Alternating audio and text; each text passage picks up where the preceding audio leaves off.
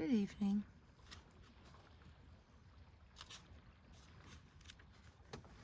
I continue with chapter 6. Mag Brega was the board rolling plan that lay between the great rivers of the Rorschach and the Boyne. The girls had to march through the mountains to reach it, tramping by day across peak and valley, and sleeping by night in the hollows of the ancient trees. The journey was long and the way arduous, but the rich air of the highlands brought color to their faces and strength to their limbs. They had parcels of food from Fintan's larder and added wild greens and berries foraged from the woods. Though they argued now and then about the route they were taking, both grew accustomed to each other's company on those long days and nights. And by the time they forded the rushing waters of the Rorschach, leaving the mountains behind them and facing the plain, they were already moving as a team. Their second night on Mag Brega, they sat in front of the campfire, tired but pleased with their progress. At this pace, they would reach the River Boyne and the Bro na Bonny by the following day. Their cloaks were wrapped tightly around them against the wind that came whistling over the grasslands. Above shone the pale shell of the moon, free of cloud and dispelling cool light into the sky. Around, then, spreads the landscape in dark relief, a vast silhouette of lilting plain and low hill. Whatever made the girls look in the same direction at the same time could not be named. Each was instantly overcome with the feeling that they were being watched, as if 1,000 eyes in the night had suddenly trained on them. Both gasped at what they saw. Kay in awe, Ahami with unbridled horror. There upon a distant hilltop, 3 riders appeared against the moonlit sky. They rode up against gigantic stags with antlers like the branches of some mighty tree. And the riders, too, were giants and antlered also, the jagged shapes rising from their brows like magnificent crowns.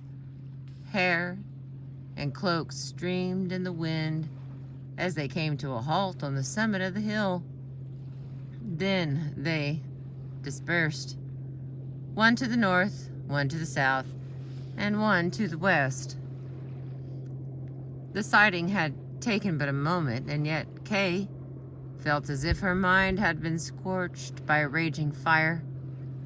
Whoever the riders were, they had left the stamp of their existence in the deepest part of her thoughts.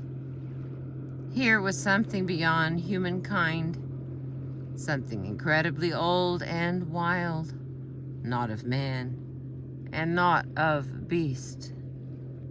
Elemental creatures of the uncharted night.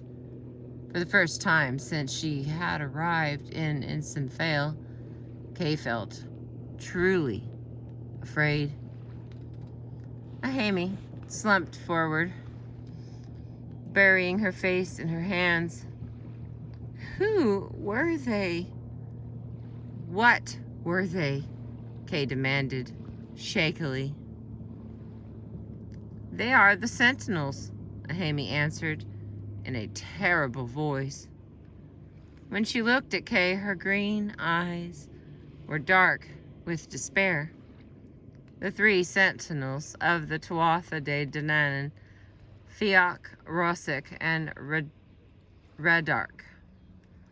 They are not of our people, but are children of the goddess, birthed from the womb of the earth. They ride at the command of the Druids, but they are beyond Danann law.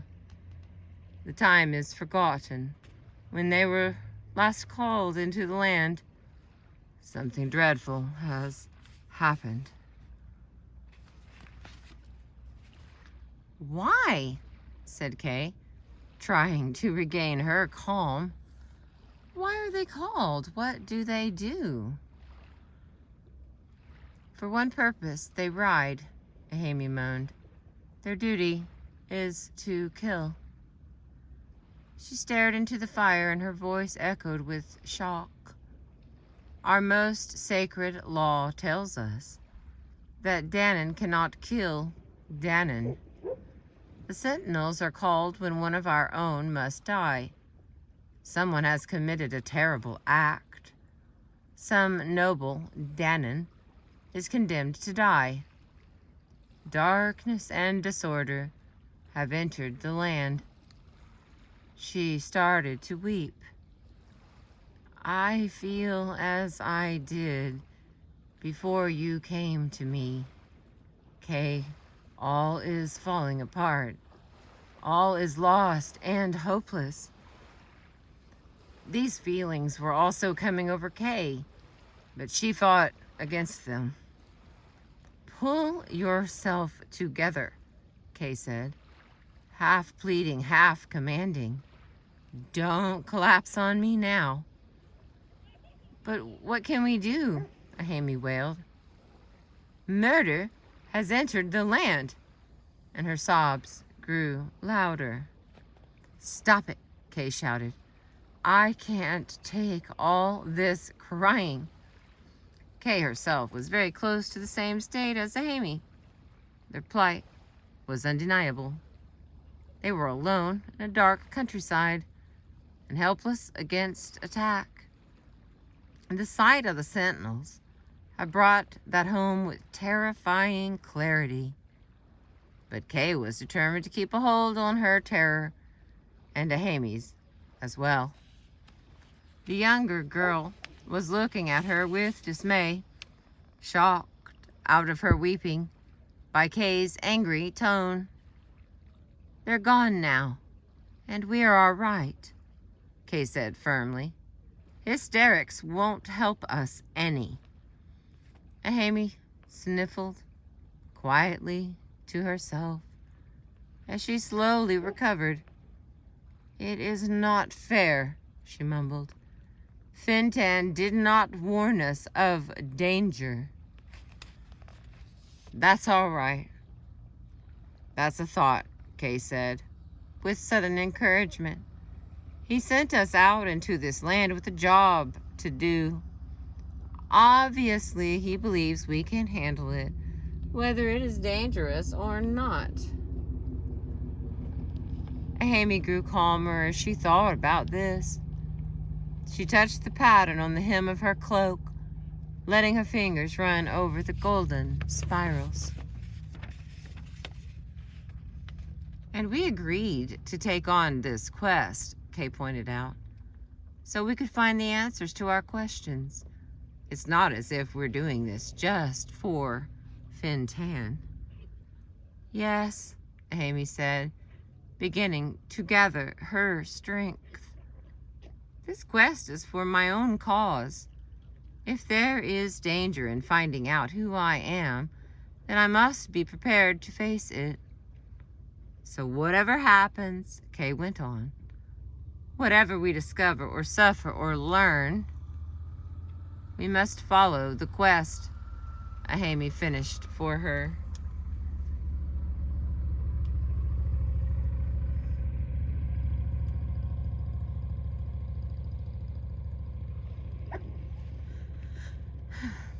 They stared at each other in silence as courage and determination rose in each other's face to match the other. Tomorrow, the bro, Ahemi said softly. Let's get some sleep, Kay said with a nod. Calmed by their own resolve, the girls lay down to sleep, pulling their cloaks over them like blankets.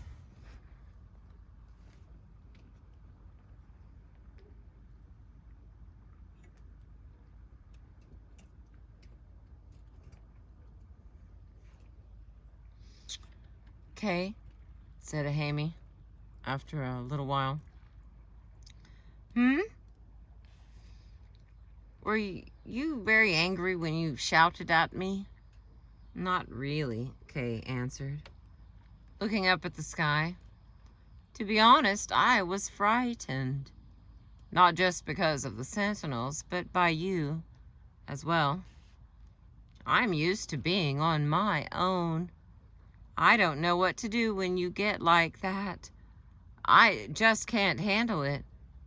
I guess I need you to be strong as well.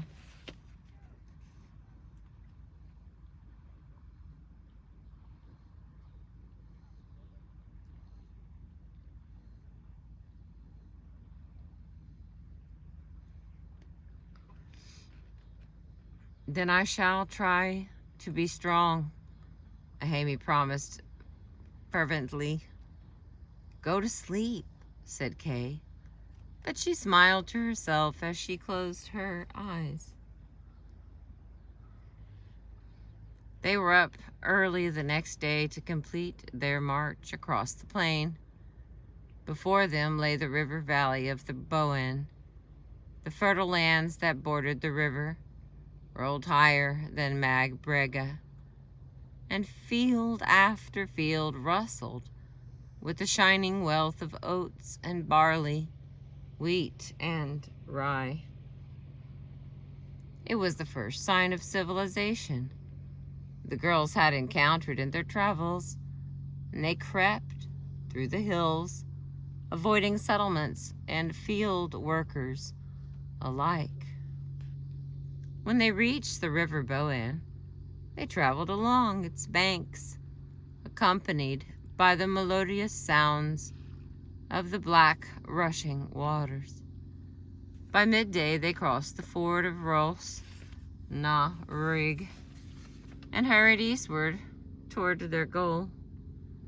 They moved fervently at all times, uneasily in the daylight. They were heading for a forbidden place, and they didn't want anyone to see or question them. They came at last to the Broad de Bonny. They stared up at it with anxious awe. It was a massive calm of... Nope.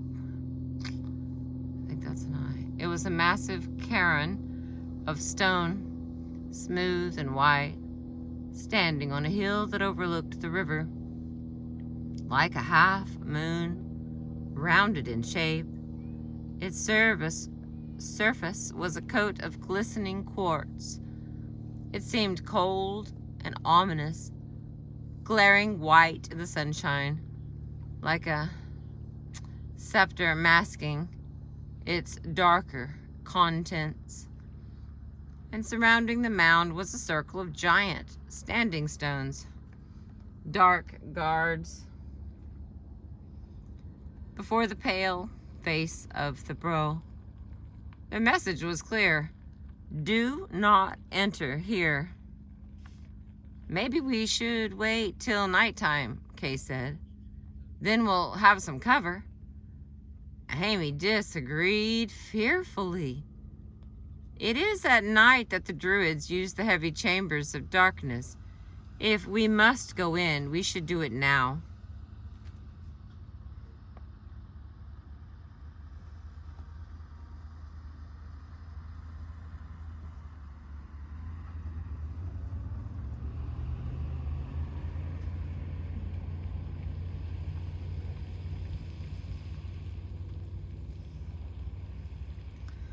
Well, let's hope our cloaks camouflage us, Kay said, pulling up her hood.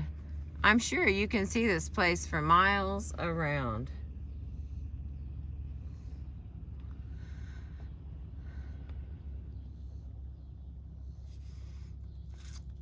They crawled carefully up the hillside towards the white mound, thankful for the cover of the tall green meadowgrass.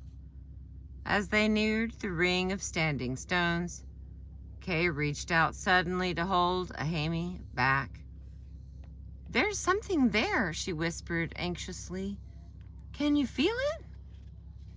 But Amy shook her head with a puzzled look. Kay stared suspiciously at the stones.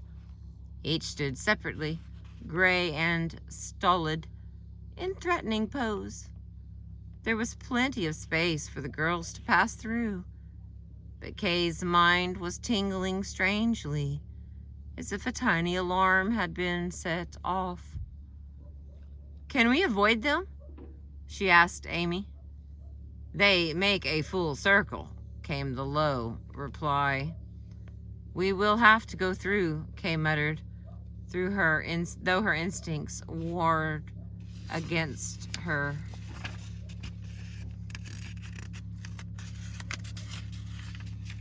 Three more pages.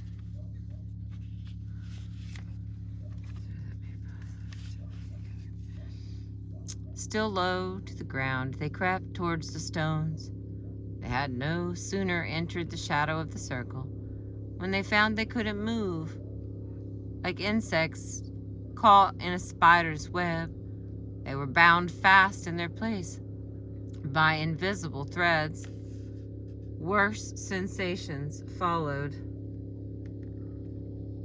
A current of energy began to course through them, sapping their strength. Amy panicked, and her cry came out like a strangled sob. Kay's reaction was one of helpless fury. "I knew it," she swore to herself. "I knew it was a trap. Why didn't I listen to myself?" She could feel the unseen force draining her will like a predator feeding on blood, and she knew that it meant to kill her. Her anger grew. She didn't want to die, not when there was so much to know. "Stop it," she thought furiously. "I will not let you kill me."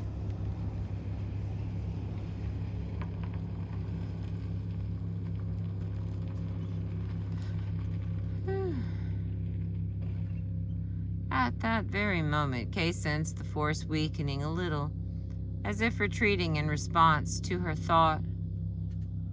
"Can I fight you?" she wondered. She felt strangely calm despite the danger, and she marveled at her own strength. But didn't Fintan tell her she had power? Buoyed by this thought, she began her efforts in earnest, and the battle was on.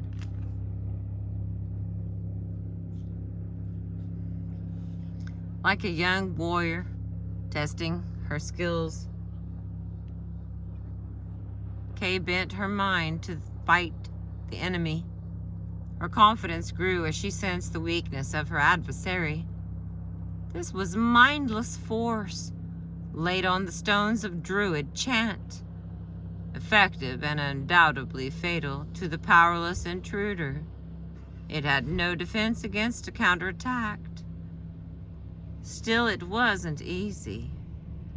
Each stone reinforced the other with its silent, deadly commands, and Kay found herself wrestling with them one by one. Though her mind strained with the intensity of the struggle, and she wondered at times if she could keep it up, Kay began to feel that she was winning. The web was losing its hold. Slowly at first,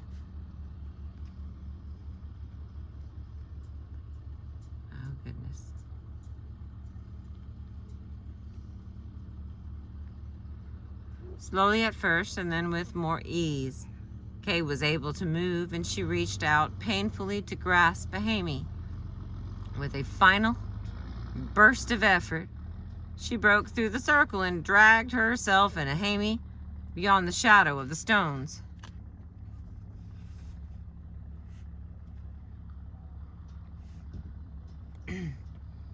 But the battle had taken its toll. Kay collapsed on the ground, her mind numb with pain. Freed from the circle, excuse me, Amy soon received Okay, hang on.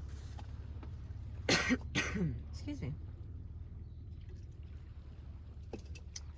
That's a mighty big boat you got there. All right, here we go.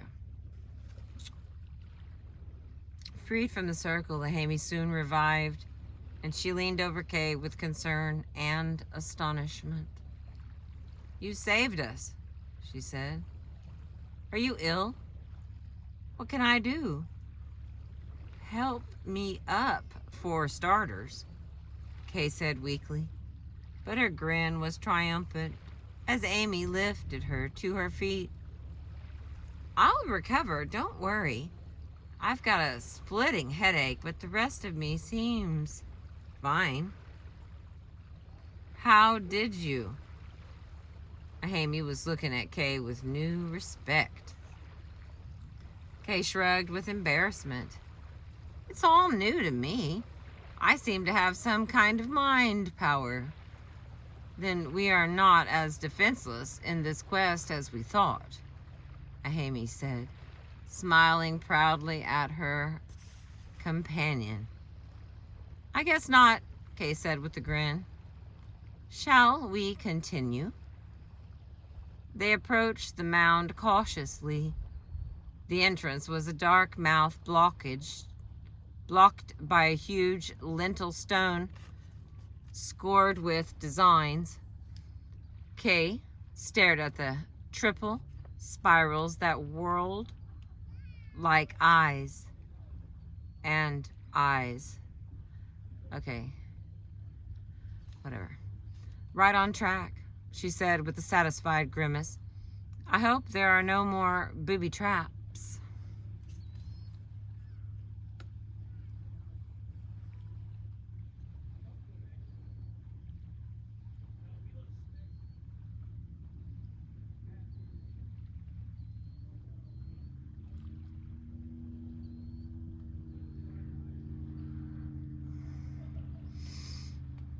They had to climb over the lintel stone to enter the burrow, and after a moment's hesitation, fearing more powerful curses, they did so.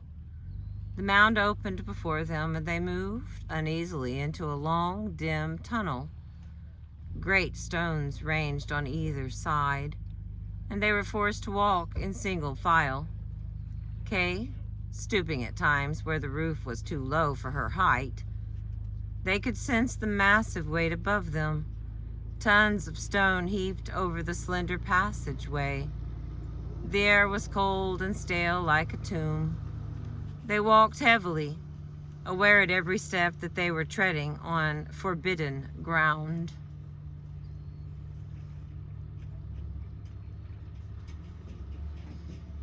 The dimness lifted suddenly as the tunnel widened into deep chambers with a high dome of corbelled rock.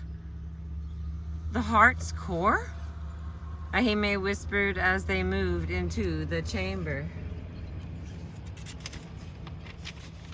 It's getting dark, my friends. It's still quite beautiful, but it's dark.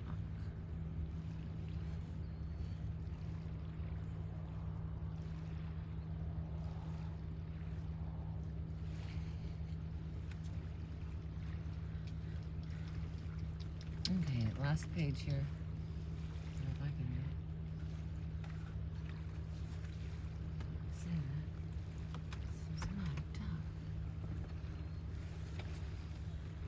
that. Okay.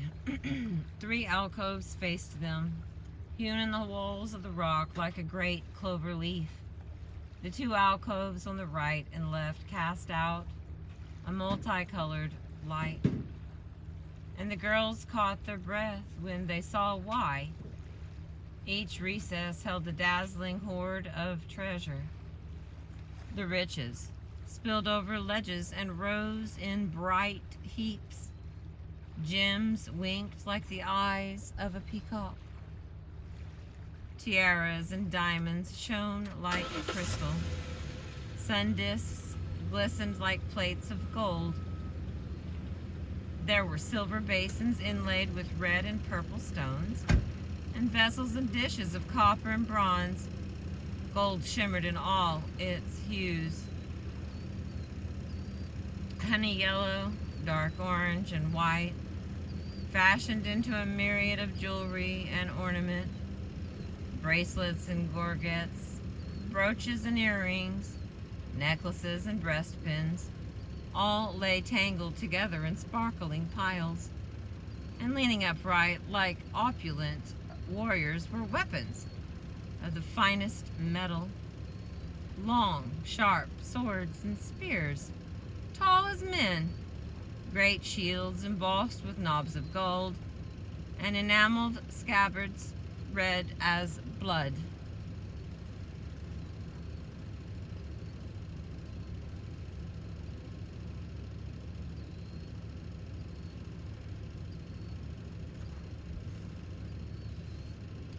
Kay stared curiously at the copious wealth. "I don't see our treasure," she muttered to herself, then turned to the alcove directly in front of her. It was dark and seemingly empty of treasure. The floor was covered with a mat of branches, which had been stripped bare and skillfully intertwined. Upon the mat was a smooth stone engraved with Triskelion designs, and hanging over the stone like a heavy canopy was a thick hide that gave off an acrid scent. The stern simplicity of the cell and the wordless meaning of its objects struck Kay immediately.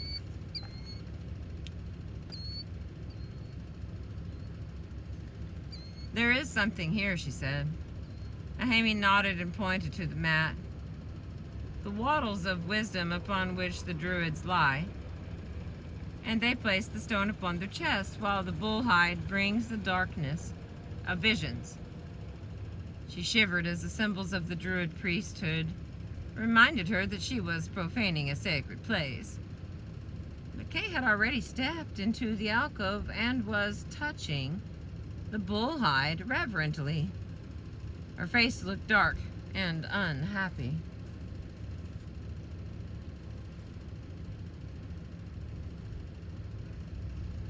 "My mind is still weak. I'm getting images, but they're very dim." "Yes, I see it now. A sword. It must be our sword." Her excitement was rising, but there was disappointment as well. "It's not here. It's in another place." She shook her head. "I can't recognize." "Describe it to me," Ahemi urged. "I see a mountain and water nearby. There's a huge stone wall on top of the mountain, round like a bowl, and a sort of castle inside." "Grinnin' Alec," Ahemi cried. "Our fortress in the north?" Kay let go of the bull hide as the images faded. "That's where the sword is," she said to Ahemi. "Now we know the first treasure to find, and where." She froze suddenly, even as Ahemi's face went white. The sound they least expected but secretly dreaded came to them. Footsteps in the tunnel. Alright, here's what I've been reading to you.